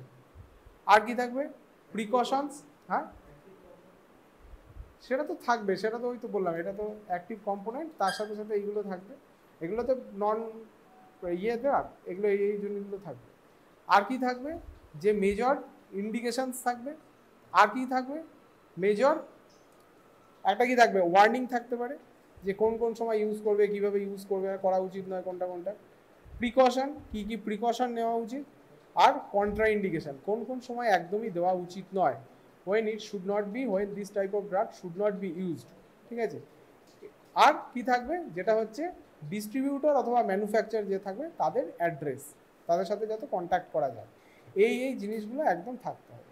International non proprietary name, brand name, generic name, indication, আর হচ্ছে precaution, warning, contraindication, and লাস্টে হচ্ছে ডিস্ট্রিবিউটর অথবা ম্যানুফ্যাকচারের অ্যাড্রেস। এইগুলো মাস্ট থাকতে হবে, যেগুলো থাকা উচিত আর কি। আর এটা হচ্ছে একটা প্রাইসটা খুব স্পষ্ট করে লেখা থাকবে যে এটার জন্য প্রাইসটাই ধার্য করা উচিত, সেটা যেন পেশেন্ট দেখতে পায়। এই গেল। এরপরে আসবে সেটা হচ্ছে medical representative, how they should behave, বা তাদের ইয়েটা কি হবে সেগুলো জানা দরকার। মেডিকেল রিপ্রেজেন্টেটিভদের ব্যাপারটা সেটা মেনলি দেখবে হচ্ছে একটা কোম্পানি দেখবে বা ফার্মাসিউটিক্যাল ম্যানুফ্যাকচারার অথবা মেডিকেল রিপ্রেজেন্টেটিভ। এবার তাদের অ্যাপয়েন্টমেন্ট হচ্ছে যারা চায় ড্রাগ প্রমোট করা হোক, সেটা ফার্মাসিউটিক্যাল ম্যানুফ্যাকচারার হতে পারে, ডিস্ট্রিবিউটর হতে পারে, বা এনিওয়ান ফ্রম দ্যাট এন্ড। তাহলে তাদের একটা পার্টিকুলার এডুকেশনাল ব্যাকগ্রাউন্ড থাকবে, তাদের পার্টিকুলার একটা মোটামুটি একটা এডুকেশনাল ব্যাকগ্রাউন্ড, মিনিমাম একটা এডুকেশনাল কোয়ালিফিকেশন থাকবে। আর কি থাকবে, অ্যাপ্রোপ্রিয়েট একটা ট্রেনিং থাকবে। অ্যাপ্রোপ্রিয়েট ট্রেনিং না থাকলে, একটা ট্রেনিং থাকাটা জরুরি। একটা minimal scientific and technical knowledge থাকতে হবে, scientific knowledge and technical knowledge regarding, একটা মেডিকেল নলেজও তাদের থাকা উচিত, তারা যে ড্রাগটা প্রমোট করছে সেটা সম্পর্কে একটা মিনিমাম মেডিকেল নলেজ। আর এগুলো কে প্রোভাইড করবে, এগুলো সবসময় প্রোভাইড করবে যারা অ্যাপয়েন্টার বা যারা এদেরকে নিয়োগ করেছে, তারাই এটা দেখবে। তাদের বেসিক অ্যান্ড কন্টিনিউয়াস যে ট্রেনিং প্রসিডিওর সেটা রেসপন্সিবিলিটিও তাদের, এবং তারা যাতে এথিক্যাল ক্রাইটেরিয়া মেনে ড্রাগটা প্রমোট করে সেটাও তাদের ট্রেনিংয়ের পার্ট, এবং সেটা দেখবে তাদের কোম্পানি, ঠিক আছে। এইবার হচ্ছে এদের কাজ কি, মেইন কাজ হলো এদের হলো ইনফরমেশান প্রোভাইড করা। দ্য ইনফরমেশানটা কীরকম হওয়া উচিত, ইনফরমেশান হওয়া উচিত complete information and unbiased information to the, কাদের কাছে ইনফরমেশান প্রেজেন্ট করবে, মেডিকেল রিপ্রেজেন্টেটিভ কাদের কাছে করে, ফিজিশিয়ানসদের কাছে করে, ফিজিশিয়ানস অ্যান্ড বলতে পারে কিছু ক্ষেত্রে ডিসপেন্সার হতে পারে, কম্পাউন্ডার হতে পারে, ডিসপেন্সার হতে পারে, তাদের কাছে complete and unbiased information. Complete কেন বলা হচ্ছে, যেন তার এফেক্ট যেমন আছে সাইড এফেক্টও থাকতে পারে, অ্যাডভার্স এফেক্ট থাকতে পারে, তাদের প্রেগনেন্সি কন্ট্রা ইন্ডিকেশন থাকতে পারে। তাহলে শুধুমাত্র ইউজ নয়, কোথায় শুড নট বি, এটা কখনো ইউজ করা উচিত নয়, সেটাও যেন সিমিলারলি পোর্ট্রে করা থাকে, ঠিকঠাকভাবে ব্যাপারগুলো কভার আপ করা থাকে। অ্যান্ড আনবায়াসড ইনফরমেশনগুলো আনবায়াসড মানে শুধুমাত্র নিজেদের কোম্পানির দিকে ব্যাপারগুলো ঢলে যাচ্ছে বা গ্রাফটা সবসময় ওই দিকেই চলে যাচ্ছে, সেটা যেন না হয়। Complete information and unbiased information to the physician or prescriber and other health professionals associated with this, with the regarding মানে associated with the use of this use বলতে পারি অথবা বলতে পারি prescription of the drug that they are promoted। আরেকটা কি হতে পারে, আরেকটা যেটা কমন জিনিস হতে পারে সেটা হচ্ছে, কমন জিনিস হচ্ছে কি আছে, এবার গিফট নিয়ে আসে। সেটা মাইনিটারি ফাইন্যান্সিয়াল হতে পারে, ফাইন্যান্সিয়ালি কিছুটা তাদের হেল্প করছে, অথবা তাদের মেটেরিয়াল কিছু দিচ্ছে, মেটেরিয়ালিস্টিক্স। তা সেইগুলো সেই রকম জিনিসপত্র যাতে এনকারেজ না করা হয়, ঠিক আছে, কখনো যেন এগুলো এগুলো this should not B encourage from this point and from physicians point also, ঠিক আছে, তারাও যেন ব্যাপারটাকে সলিসিট না করে বা তারাও যেন ব্যাপারটাকে কনসোলিডেট না করে। তার জন্য অনেক সময় বলা আছে, কি বলা আছে, যে তাদের যে মেইন পার্ট অফ রেমুনারেশন, তারা যে কোম্পানি থেকে যে পরিমাণ টাকা পায় কোনো একটা কাজের জন্য, সেটা যেন that should not be directly related to the amount of sale they generated. হ্যাঁ, সেটা যেন ডাইরেক্টলি যেন রিলেট না করা, তুমি এত সেল জেনারেট করেছো, তুমি এত টাকা মান্থলি পারিশ্রমিক পাবে, তোমার এত টাকা তোমার ভ্যারিয়েবল, তুমি যেরকম জেনারেট করো সেরকম। তা এইরকম যদি জেনারেশনের ব্যাপার চলে আসে, যেরকম যদি রেমুনারেশনের ব্যাপারটা এরকম চলে আসে, তাহলে মেডিকেল রিপ্রেজেন্টেটিভ বা ফার্মাসিউটিক্যাল সেলস রিপ্রেজেন্টেটিভরা সেদিকে বেশি ঝুঁকে পড়বে, এটা স্বাভাবিক ব্যাপার, ঠিক আছে। তাহলে এই হচ্ছে সমস্ত ব্যাপার যেগুলো ড্রাগ প্রমোশনাল লিটারেচারের দিকে দেখা উচিত, ঠিক আছে। এবার ব্যাপার হচ্ছে আলটিমেটলি তোদের এক্সামের সময় কি কি আসে। জেনারেলি একটা ড্রাগ প্রমোশনাল লিটারেচার একটা দেওয়া থাকবে হয়তো তোদের, সেখানে কি কি পয়েন্টস আছে বা কি কি পয়েন্ট নেই সেগুলো তোদের জেনারেলি দেখতে হয়। এবার কোথায় কোথায় ড্রাগ প্রমোশন করা উচিত নয়, যেমন পোস্ট মার্কেটিং সার্ভাইলেন্স বা ফেজ 4 স্টাডি। ফেজ 4 স্টাডিটাকে কিন্তু কখনোই প্রমোশনাল ড্রাগ প্রমোশনাল অ্যাক্টিভিটি বলে ডিসগাইজড করা উচিত নয়। মানে ফেজ 4 ফার্মাসিউটিক্যাল ফেজ 4 একটা স্টাডি চলছে, পোস্ট মার্কেটিং সার্ভাইলেন্স স্টাডি চলছে, সেটা কিন্তু ড্রাগ প্রমোশনাল অ্যাক্টিভিটি বলে চালানোটা উচিত নয়, ঠিক আছে, কখনো ডিসগাইজ করা উচিত নয়। কোনো একটা ফেজ 4 স্টাডি চলছে, সেই স্টাডিটা সবসময় একটা রিজিওনাল কোলাবোরেশন হতে পারে বা ইন্টার কান্ট্রি একটা কোলাবোরেটিভ প্রসিডিওরে হতে পারে। তো সেখান থেকে যদি কোনো ইনফরমেশন জেনারেট হয়, হ্যাঁ, substantiated information, that may be good, that may be bad, এই ড্রাগ ইউজ করলে এই হ্যাজার্ডস হচ্ছে বা এই ড্রাগ ইউজ করলে এই রকম এফেক্ট হচ্ছে, সেটা যেন সঙ্গে সঙ্গে ইন্টারন্যাশনালি বা ন্যাশনাল লেভেলে ডিসেমিনেট করা হয়, ঠিক আছে, ন্যাশনাল লেভেল অ্যান্ড ইন্টারন্যাশনাল লেভেলে ব্যাপারটা যেন ছড়িয়ে যায়। কারণ তাহলে যেটার বাজে এফেক্ট থেকেও যেন বাকিরা যেরকম বাঁচতে পারবে, ভালো এফেক্টটাও অনেকে পাবে, ঠিক আছে, এই হচ্ছে টার্গেট। আরেকটা যেটা করা হয় সেটা যে প্রমোশনাল অ্যাক্টিভিটির জন্য সবসময় এই যে বলেছিলাম যে একটা জায়গা, সেটা হচ্ছে যদি কোনো সিম্পোজিয়াম কোনো অ্যারেঞ্জ করা হয়, সিম্পোজিয়াম মানে একটা ডিসকাশন মতো, ডিসকাশনের জায়গায় সেই ডিসকাশন যদি অ্যারেঞ্জ করা হয়, দ্যাট ইজ এ গুড, বলতে পারিস good way of disseminating information, it is a good way, একটা ইনফরমেশনকে ছড়ানোর জন্য এটা খুব ভালো একটা উপায়, দ্যাট ইজ এ সিম্পোজিয়াম। সিম্পোজিয়ামে এবার সেখানে যদি ইন্ডিভিজুয়াল সায়েন্টিস্ট হতে পারে বা হেলথ প্রফেশনাল হতে পারে, তারা যদি নিজেদের মতো করে নিজেরা প্রেজেন্ট করে কোনো একটা ব্যাপার নিয়ে, তাহলে তার ভ্যালুটা অনেকটা বেড়ে যায়, ঠিক আছে। তারা আবার এরকম ভ্যালুটা আবার এরকম বেড়ে যায় যে কোনো একটা পার্টিকুলার সায়েন্টিফিক বডি অথবা প্রফেশনাল বডি যদি সেরকম কোনো সিম্পোজিয়াম অ্যারেঞ্জ করে, তাহলে তার ভ্যালুটা অনেক সময় বেড়ে যায়। এবার এখানে অনেক সময় গিফট টিপ দেওয়া হয় বা এখানে যেন প্রমোশনাল অ্যাক্টিভিটি অনেক সময়, যেমন দেখা যায় টিভিতে কোনো একটা যে পার্টিকুলার একটা ইয়েতে হেলথ নিয়ে ডিসকাস হচ্ছে, এবার সেটা যদি কোনো স্পন্সর থাকে, সেটা যেন ডিসগাইজ না থাকে, সেটা যেন সামনাসামনি ফ্রন্টে বলা থাকে যে এটা প্রেজেন্ট এই দিয়ে একটা, কারণ সেখানে অনেক সময় ফাইন্যান্সিয়াল ব্যাপার থাকে। এবার এটা কি হয় যে প্রমোশনাল অ্যাক্টিভিটিতে কীভাবে মানে পেশেন্টকে কীভাবে বা নর্মাল পাবলিককে কীভাবে সেটা ইনফ্লুয়েন্স করতে পারে, যদি কোনো সামনে কিছু না থাকে, যদি কোনো কোম্পানির ব্যানার বা বলতে পারিস কোম্পানির কোনো অ্যাডভার্টাইজমেন্ট না থাকে, তাহলে কি জেনারেল পাবলিক কী ভাববে, জেনারেল পাবলিক ভাবছে বা পপুলেশন কী ভাবছে যে that is A unbiased opinion. কিন্তু যখন সেটা আসছে, যখন সেটা আগেই বলে দেওয়া হচ্ছে ইট ইজ এটা, তখন কিন্তু জেনারেল পপুলেশন স্ট্রাইক করতে পারে, তাহলে maybe it is A biased opinion. এবার আমার ডিসিশন মেকিংয়ের জায়গাটা আমার কাছে আসছে যে আমি এটা নিতেও পারি, নাও নিতে পারি, ঠিক আছে। তাহলে ব্যাপারটা আনবায়াসড আর বায়াসডের মধ্যে ব্যাপারটা এইখানে। তাহলে যদি সেখানে কোনো এরকম থাকে ব্যাপার থাকে যে মার্কেটিংয়ের ব্যাপার থাকে বা ফাইন্যান্সিংয়ের ব্যাপার থাকে, সেটা যেন ডিসক্লোজ করা থাকে। কনফ্লিক্ট অফ ইন্টারেস্ট যদি বলিস, যে conflict of interest should be disclosed, it should not be hidden, এই হচ্ছে ব্যাপার। এবার তোদের যেটা ইয়েতে কী কী লিখতে হবে, যে কী কী একদম ড্রাগ প্রমোশনাল লিটারেচারে থাকে, তো সেগুলো প্রথমে কি থাকবে, 11টা মোটা পয়েন্ট হবে, ঠিক আছে, এগুলো মোটামুটি তোদের দেখতে হবে মাস্ট, ঠিক আছে। ইন্টারন্যাশনাল নন প্রোপ্রিয়েটরি নেম 1 নম্বর, অথবা approved generic name, international non proprietary name অথবা অ্যাপ্রুভড জেনেরিক নেম। দেন তারপরে কি আসবে ব্র্যান্ড নেম, তারপরে কি আসবে অ্যাক্টিভ ইনগ্রেডিয়েন্ট যেটা মেইন থাকছে, অ্যালং উইথ পার ডোজেজ ফর্মে কতটা পরিমাণে রয়েছে। ঠিক আছে, ধরো একটা অ্যামক্সিসিলিন ট্যাবলেট কোনো একটা নামে বিক্রি হচ্ছে, সেটা যেন 500 মিলিগ্রাম অ্যামক্সিসিলিন রয়েছে, সেটা অ্যামক্সিসিলিনের যে অ্যামাউন্ট সেটা লেখা থাকবে 500 মিলিগ্রাম। তাহলে তাহলে active ingredient along with the amount of the active ingredient in per dosage form, 3 নম্বর গেল।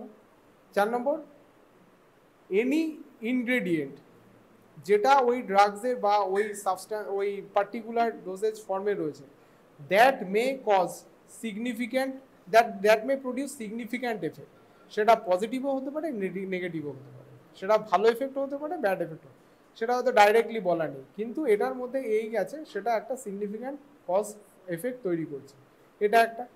আর কি থাকতে পারে ডোজেজ ফর্ম, যেটা ট্যাবলেট না এটা ক্যাপসুল না এটা সিরাপ না সফট জিলেটেড ক্যাপসুল না প্রলং রিলিজ ট্যাবলেট না extended release tablet, what ever may be the form of, ঠিক আছে, না এটা ইনজেক্টেবলস, এটা আইএম দেওয়া যাচ্ছে না আইভি দেওয়া যাচ্ছে, কোনটা দেওয়া যাবে না সেটা যেন সমস্ত রকম বলা থাকে, ডোজেজ ফর্ম।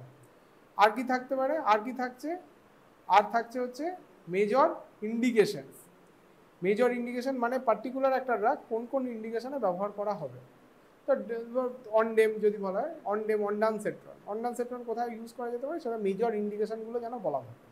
এরপরে কি আসবে, এরপরে আসবে হচ্ছে কোথায় এটা ইউজ করা যাবে না, তার মানে ওয়ার্নিং, কোথায় আমাকে কশাসলি ইউজ করতে হবে, প্রিকশন, ড্রাগ নেওয়ার পরে কিছু কিছু সময় প্রিকশন থাকে, যেমন ধর এরপরে ধর বলবি বাইফসফোনেটস বলে একটা ড্রাগস তোদের ক্ষেত্রে আসবে, বিসফসফোনেট বলা হয়, অ্যালেন্ড্রোনেট জোলেন্ড্রোনেট। এবার যেগুলো অ্যালেন্ড্রোনেট জোলেন্ড্রোনেট অনেক সময় ওরালি দেওয়া হয়, সেগুলো বোন ফর্মিং এজেন্ট বা বোন সিমেন্টিং বোন ফর্মিং এজেন্ট, ঠিক আছে, অস্টিওপোরোসিসে ইউজ করা হয়, সেগুলো বলা হয় খাওয়ার পরে যদি মোরালি নেওয়া হয় তাহলে আধ ঘন্টা বসে থাকতে বলা হয়, কারণ ইট প্রডিউস সিভিয়ার ইসোফেজিয়াল ইরিটেশন, ঠিক আছে, লোয়ার ইসোফেগাসে সিভিয়ার ইরিটেশন তৈরি করে, তার ফলে গ্যাস্ট্রাইটিস হতে পারে, ভমিটিং পর্যন্ত হতে পারে। তাহলে সেটা যেন দ্যাট ইজ এ প্রিকশন, যে খাওয়ার পরে আমাকে এই সাবধানতা, এটা বলা হয় যে যদি এটা ওরালি নেওয়া হয় তাহলে যেন আধ ঘন্টা বসে থাকে, আর যেন amount of water minimum 200 ml হয়, ঠিক আছে, যেটা নিয়ে সে খাবে, তাহলে সেটা একটা ব্যাপার থাকে। তাহলে precaution, warning and contra indication, কোথায় কোথায় ইউজ করা যাবে না সেটা যেন ক্লিয়ারলি বলা থাকে। Is it contra indicated in the pregnancy, সেটা যেন ক্লিয়ারলি বলা থাকে, সেগুলো এগুলো যেন বলা থাকে। আর এটা কি থাকবে সাইড এফেক্টস, সাইড এফেক্টস যেন একদম ক্লিয়ারলি বলা থাকে, কী কী সাইড এফেক্টস হতে পারে, মেজর সাইড এফেক্টস কী হতে পারে সেগুলো যেন বলা থাকে।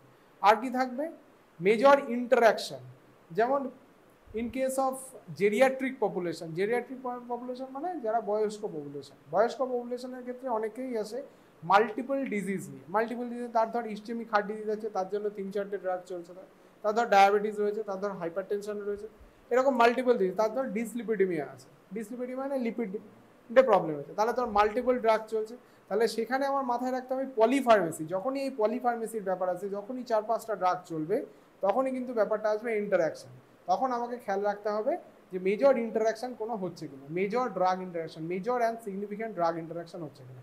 আর এটা কি থাকতে হবে, তারপরে যে সমস্ত যে ড্রাগ প্রমোশনাল লিটারেচারগুলোতে যে আমাকে তথ্য দেওয়া হবে, সেটা হতে পারে গ্রাফিক্যাল রিপ্রেজেন্টেশন হতে পারে বা এনি আদার ফর্ম অফ তথ্য দেওয়া হতে পারে, সেটা হেড টু হেড ট্রায়ালের হতে পারে বা কোনো একটা কম্প্যারিজনের হতে পারে, সেই ট্রায়াল সেটার জন্য একদম রেফারেন্স থাকে, এটা কোনো একটা সাইন্টিফিক লিটারেচারের যেন রেফারেন্স থাকে, রেফারেন্সিংটা যেন দ্যাট ইজ ঠিকঠাক থাকে।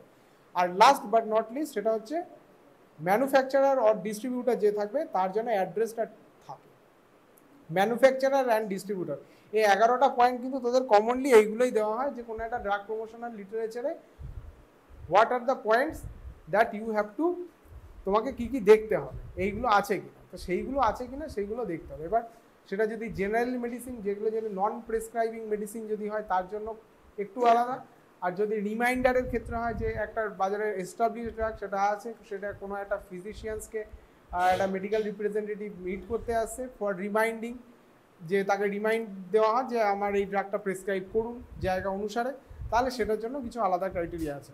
কিন্তু ড্রাগ প্রমোশনাল লিটারেচারে একদম ইনিশিয়ালি প্রমোট করা হচ্ছে সেখানকার ক্ষেত্রে কিন্তু এই 11টা পয়েন্ট তোদের দেখতে হবে, ঠিক আছে? এই হলো 11টা পয়েন্ট। এনি কোশ্চেন থাকলে করতে পারিস। ড্রাগ প্রমোশনাল লিটারেচারে জেনারেলি তোদের পরীক্ষায় এটাই দেওয়া হয় যে কি কি point you have to watch for.